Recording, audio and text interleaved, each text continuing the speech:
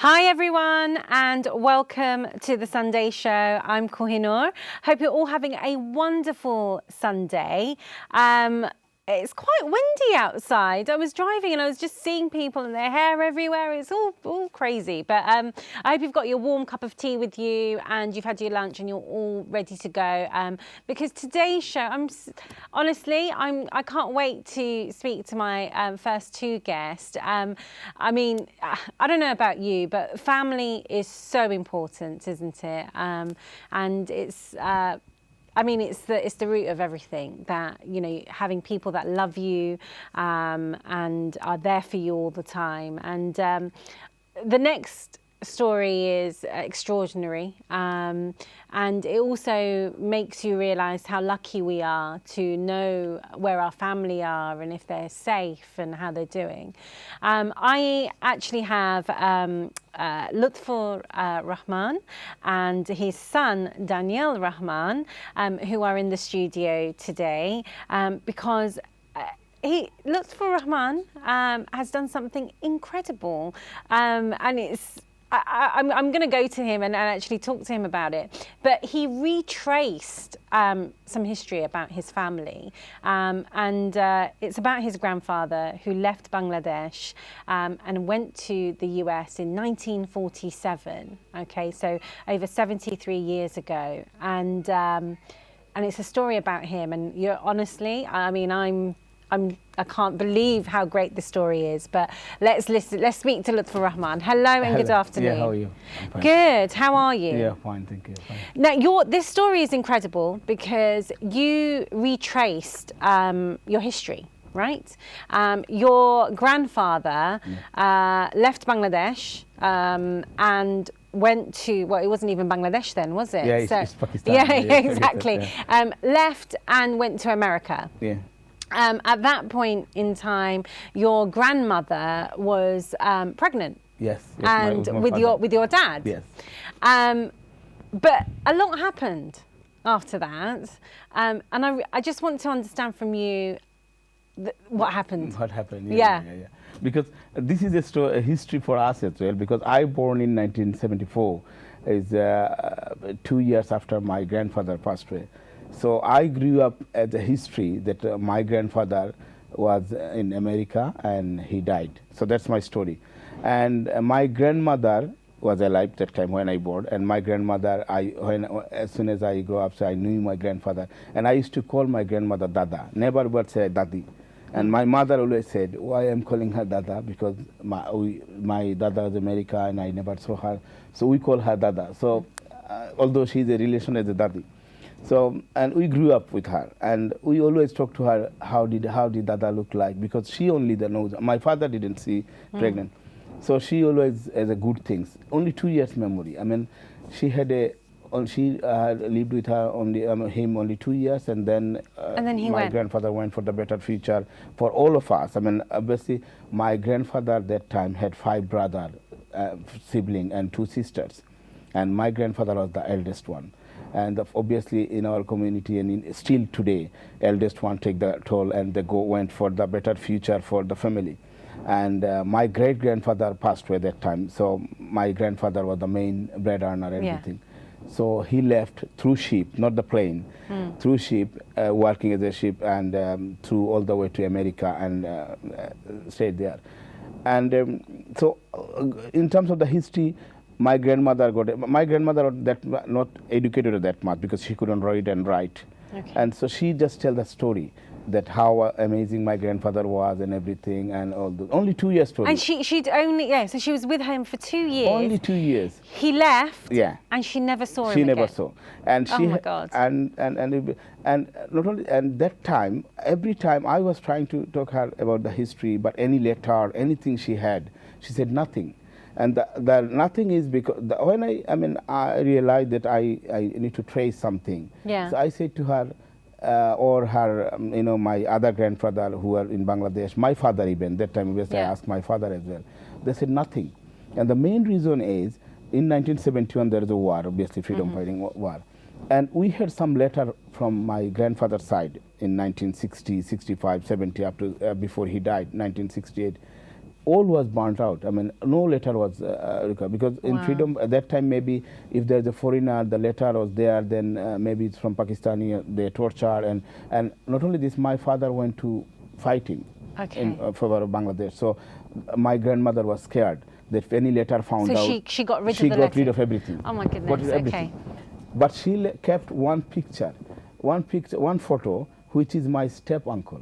So am I right? So your grandfather went to America. Yeah. He then remarried. Yes. Right. Yeah. But he remarried because to stay in the US, yes. you had to marry an American citizen. Yeah. Because if I go through the paper. Yeah, of course. If I go through some paper, I mean, what happened? You know, I would not have gone all those papers if I would not have gone to America. I'll tell you the story how, because what happened, my grandfather kept all the things. Yeah. Even his written word is 1940. I know. 1949, the diary. He's got a diary from what? 1949. You know, oh my goodness. Is like a diary. Yeah. And in this diary, the strange thing, in this diary, he wrote all his brother name, sister name, his son name. Even son means my father. That 1949, my father was 2 years old. Right. So he knew that his son born back home. That's why he wrote it in Rafiq Mia as a name. Rafiq Mia is my father's name. I found out. My father actually died in 2018. He didn't know this diary exists, and his name was there. Oh. His father was cared so much because he could not come. 1949, he was. So your dad never knew anything about anything about even this. the money sending, nothing. So in that time when your grandfather was in America, he was actually sending money back to Bangladesh. And money was, I mean, this thing also I found out in the baggage. My grandfather kept everything in all the receipts. All the receipt is dated like, look, it's 1953. The money he sent is like $500. Look at this $500 equivalent to nowadays $20,000, $10,000. So this was going to your grandmother? No, this was going to his brother, immediate younger brother, Israq Mia, which is one of my grandfathers. Okay. He passed away as well. He didn't know. And we never knew that there was a money sending. We knew, but I realized when I went there opened the luggage, then I found. So there are lots of money receipt in the name of his brother, immediate younger brother, Israq Mia. One of the receipt, which is, I mean, it's amazing, and I couldn't clue, and I'm still searching on it. His name is Muhammad Nosibullah, is one of the name. His fufa, which is my grandfather's fufa, immediate fufa, which is husband, and it was $1,798, and dated is like 1949. And did your family ever see any of that? No. And I asked, my grandfather, other three grandfathers, two of them still survived. I mean, younger brother of my grandfather, one lived in Birmingham, one lived in Hackney. I asked them about this receipt, and when I brought in last summer, they said, no, we didn't get this money. And which is true. I mean, if this money, imagine 1,798 is like, I calculated nowadays, it's like $30,000, $40,000. And in 1949, $30,000, $40,000, imagine, in a remote area like our Sylhet, in a village area, that time few people are, abroad. Yeah. And he sent this money. And we could not trace this money. I asked all my surviving grandfather. But I found this in the box he kept. Okay. Whatever money he sent, he kept it. Whatever, even the solicitor's communication. Okay. So let's talk about how you found out about this, because, you know, like you said, you had nothing at that point. Yeah. I want to understand how you connected the dots. We had nothing. We got only one photo that I said, which my grandmother kept. Then it passed to my mother and everything, which is my step uncle's photo, school photo. That's it. No other things. Luckily, 2015. One of young Bengali, works in Washington, Virginia, as a tech industry. He went to America as a student, like us, you know, as an immigrant. He went to America. So he was working there. Then he found one of his work colleague who came for training, which happened to be my cousin, Greg Mia, which is my step-uncle's son, Greg Mia. He born in 1972, 3 months after my grandfather's death. So he introduced himself, I'm Greg Mia, and he's giving lecture. And this Bengali guy suddenly said, your name is Greg Mia, can you spell how to spell Mia? Because in some Mia, M-I-A it could be. Then he said my M-I-A-H. Then he immediately said my grandfather from Bangladesh. Wow. And this guy said definitely from Sylhet as well, because he's from Sylhet. He said lots of Mia I know from Sylhet. Do you have anything? I mean, which I can trace back anything. This guy is curious. I went to his house as well. Yeah. He's quite amazing guy. And he's young, and he actually, because of his persistence, we went to this one. So my cousin went to his house and dig this box. This blue box came to him from his father, which is my step-uncle, who died in 2012. And it came from his mother, which is my step-grandmother. So it came to him actually, these things. Then he opened this and he took this sort of paper and look at the year letter, and some year letter came, and he took one of those letters to him, and he can read Bengali as well. This is my grandmother wrote to my grandfather.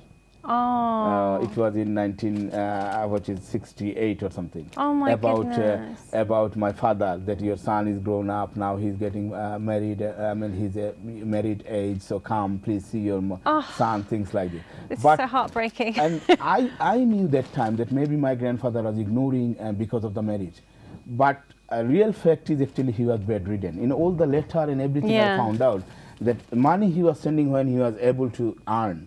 But because he had a stroke and he was bedridden for 5 to 7 years, he could not read and write, and the bedridden. And he read those letters maybe with a sorrow, but could not do help. So he couldn't even write back? Write back. So from that point, it was just silence? That's the silence. So did your grandmother think, oh, he must have passed away, or? No. That time they knew she's still alive. Okay. Because of the friends, some kind of communication with the friend fine. alive. So what happened? So this guy, the Murshid Mia, come back to how they find out. So he obviously from Mia, he asked my cousin, can you bring something? So Mr. Greg brought all those papers. Yeah, all of those. And then he went to that address. And then he found Mia. Then he traced back. He immediately knew this village, the village I live. This Murshid, a wonderful man. He knew the village because he went there at a young age. So he called some people. And he knew that everybody from our side in London, nobody is in Bangladesh.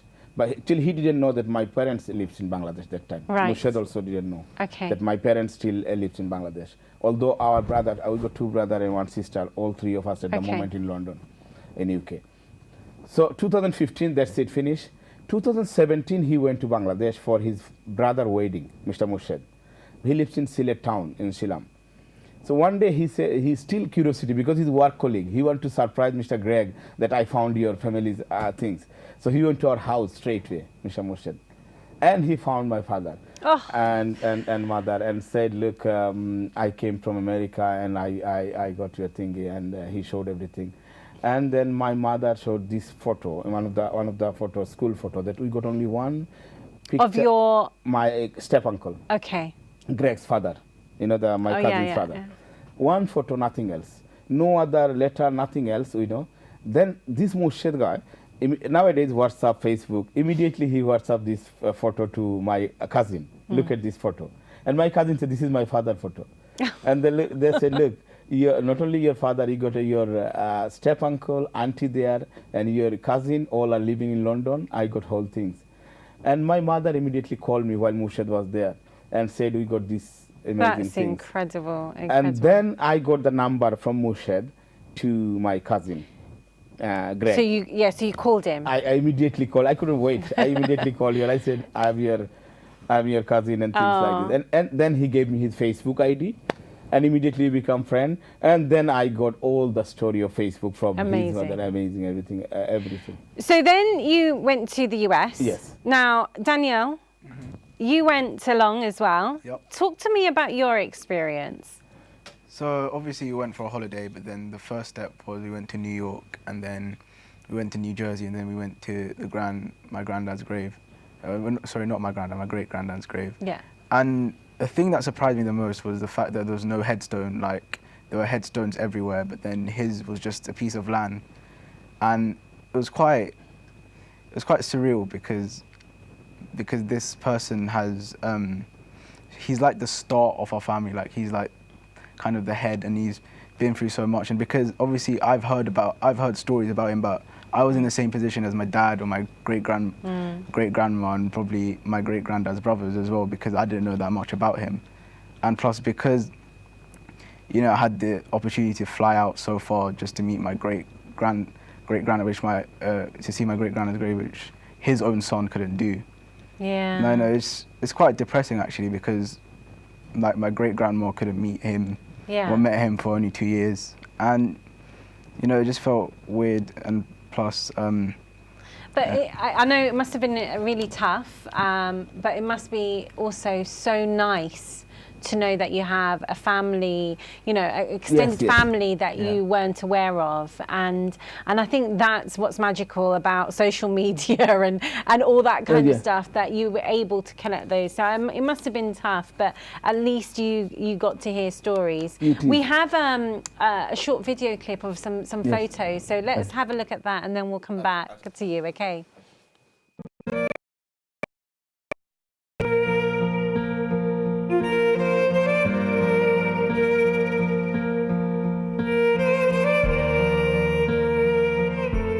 লন্ডনের barrister Lutfur Rahman জানতেন তার বাবার বাবা তথা দাদা আমেরিকায় ছিলেন, কিন্তু কোনো তথ্য নেই, কারণ ৭২ সালে মারা যাওয়ার পরই কিছু কারণে যোগাযোগ বিচ্ছিন্ন হয়ে যায় পুরো পরিবার। 1972-তে যখন আমার দাদা মারা যান, তারপর থেকে আমাদের কানেকশন লস্ট হয়ে গেছে। তারপরে এবং আমাদের সাইডে কোনো ডকুমেন্ট নাই। দাদা উস্তার মিয়া ওরফে মদিন মিয়া আমেরিকার নিউ জার্সিতে থাকা অবস্থায় সেটেলমেন্টের জন্য বেশ সংগ্রাম করেন। এক পর্যায়ে ডিপুটেশনের মুখে আমেরিকান নারীকে বিয়ে করে সেদেশের সিটিজেনশিপ পান।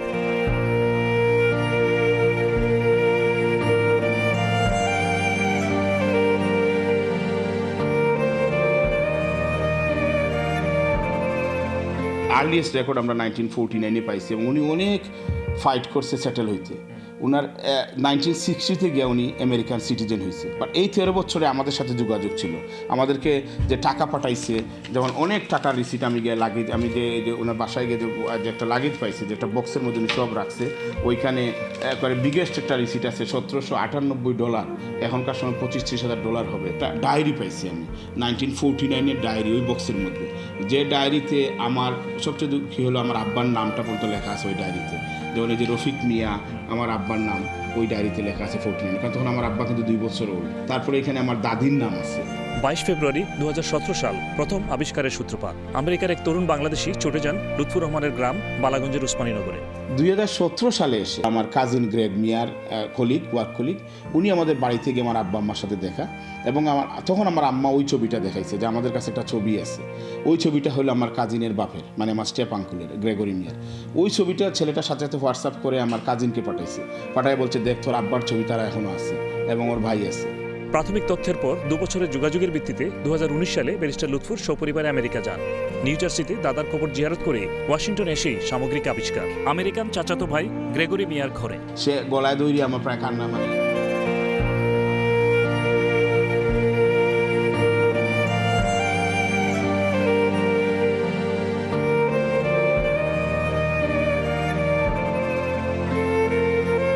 They live in America, and it's like a whole different route, and it's so interesting and fascinating.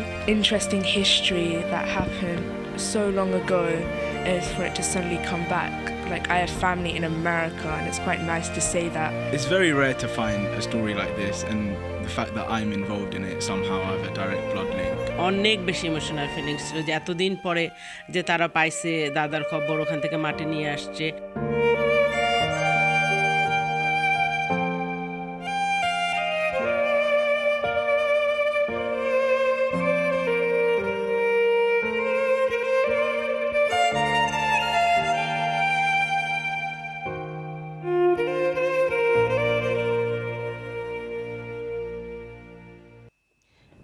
That's really emotional to watch,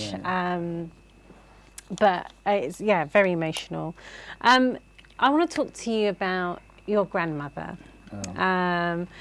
She only had him for 2 years, and he left when she was pregnant, and obviously he then remarried, and she knew that, you know, but she always spoke to you all saying, you know, he did the right thing. Yes.